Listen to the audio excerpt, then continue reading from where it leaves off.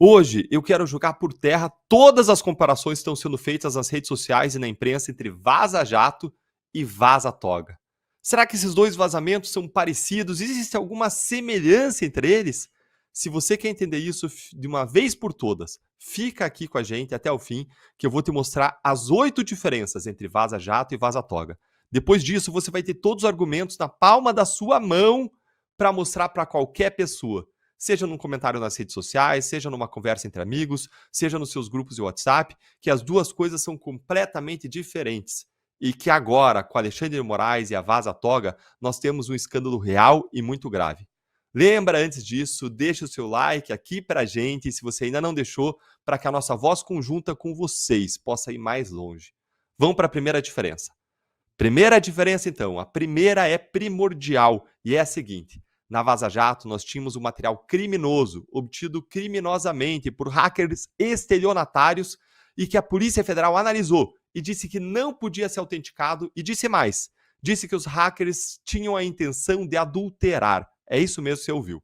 Já na Vaza Toga, é uma situação totalmente diferente. Esse material foi entregue voluntariamente para a Folha de São Paulo por parte de uma fonte, que é aquilo que a gente chama de whistleblower. É alguém que estava naquele ambiente de troca de mensagens, viu que estavam sendo praticadas coisas erradas e ilegais e entregou material legitimamente para a imprensa para denunciar os abusos porque não concorda com eles. Segunda diferença: os agentes da lei que trabalhavam na Lava Jato, sejam juízes, procuradores, sejam assessores, jamais vieram a público apontar qualquer ilegalidade. Pelo contrário, sempre defenderam o trabalho da operação como sério e correto. Agora é totalmente diferente. A gente tem um whistleblower que não compactua com o que estava acontecendo e que nas próprias mensagens ali, se você for olhar, nós temos os assessores do Moraes preocupados com o que estava fazendo, com o que estava acontecendo, porque eles sabiam que era errado.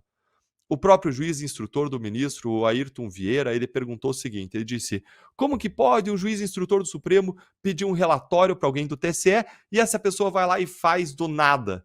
Nas palavras dele, ficaria muito descarado, muito chato. Terceira diferença: na Lava Jato, nós tínhamos mais de 15 procuradores concursados, técnicos de todos os cantos do país, com diferentes visões de mundo, sem hierarquia e com independência, unidos para produzir uma coisa, que era a justiça. Qualquer um poderia, a qualquer momento, sair da força-tarefa se visse qualquer coisa de errado lá, qualquer vírgula, mas isso nunca aconteceu.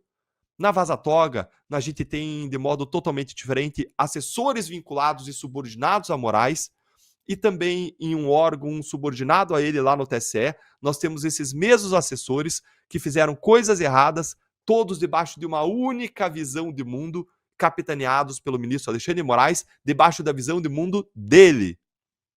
Quarta diferença: o Intercept sempre teve lado, ele nunca escondeu isso. A finalidade do Intercept era destruir a Lava Jato, anular as condenações e os processos dos políticos corruptos de estimação da esquerda, era livrar a Lula.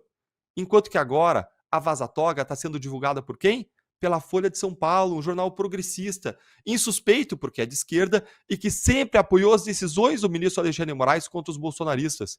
Ninguém pode alegar aí que a Folha de São Paulo é de extrema direita, bolsonarista, unida com Elon Musk numa grande bolha extremista da direita do mundo. Isso não cabe mais. Quinta diferença: a Lava Jato era uma operação do Ministério Público, quando agora, nos inquéritos ilegais do Supremo, está provado que Alexandre de Moraes ele atua como polícia, como procurador e como juiz, tudo em uma pessoa só. Isso é muito pior do que qualquer falso conluio entre juiz e procurador. Aqui, polícia, juiz e procurador são uma coisa só. No caso de Moraes, ele faz tudo sozinho e ele julga como ele quer. Sexta diferença: na Lava Jato, a gente combatia crimes reais de corrupção e de lavagem de dinheiro de políticos e empresários poderosos e influentes que se corromperam e devolveram bilhões. Dinheiro não cresce em árvore. Moraes não, é totalmente diferente. Moraes está estabelecendo alvos pré-definidos, está perseguindo e está censurando brasileiros comuns, sem foro privilegiado, por conta de críticas ao Supremo e autoridades. E ele está usando prisões abusivas, multas, censura, bloqueios de perfis nas redes sociais, cancelamento de passaportes e por aí vai. Sétima diferença: na Lava Jato, tudo era feito na primeira instância, corretamente. E em relação a todos os atos dos procuradores e dos juízes, era possível a revisão e, em geral, acontecia em 3 instâncias. Agora, no STF, meu amigo, não existe a quem recorrer. E as decisões de Moraes, em certos casos, contrariam fatos provados, como a prisão do Felipe Martins. E afrontam ainda qualquer interpretação possível da lei em várias situações, como, por exemplo, no julgamento que acontece lá no STF de pessoas sem foro privilegiado, na censura de perfis e não de posts específicos das redes sociais, nas pescarias probatórias sem fundamento, como aquelas que aconteceram no caso de Carlos Jordi e Carlos Bolsonaro, nas acusações e nas condenações sem individualização de condutas, nas prisões sem denúncia para além de 35 dias e nos julgamentos conduzidos por juiz visivelmente suspeito e impedido. Oitava, última diferença. A Vaza Jato só mostrou fofocas. Era uma grande fofoca querendo bancar de escândalo, como bem disse o professor Edilson Mogenot. Nunca se provou nenhum crime, nem nenhuma irregularidade. Quando as mensagens foram submetidas a uma investigação lá no STJ, porque a Vaza Jato tinha dito que procuradores tinham investigado o ministro do Supremo, o caso foi arquivado porque se provou que não tinha nada, que não tinham sido investigados. E tinha como provar que não houve, porque bastava acessar os sistemas da Receita e ver se teve alguma investigação sobre ministros. Tudo ficava registrado lá. E não teve nada, zero.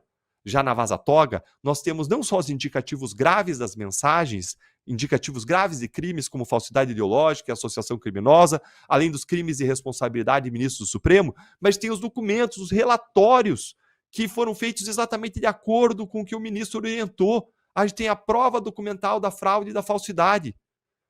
Em conclusão, como ficou claro, não tem nenhuma semelhança entre os dois casos. Enquanto a Vaza Jato era uma fofoca querendo bancar de escândalo, a Vaza Toga, envolvendo Alexandre de Moraes, é sim o maior escândalo judicial da história do Brasil, da história do Supremo, e por enquanto a gente só viu o começo. Tudo indica que o pior ainda vem por aí. O que você acha que as mensagens ainda vão revelar? Eu tô curioso, você também tá? Conta para mim aí nos comentários o que você acha que vem pela frente.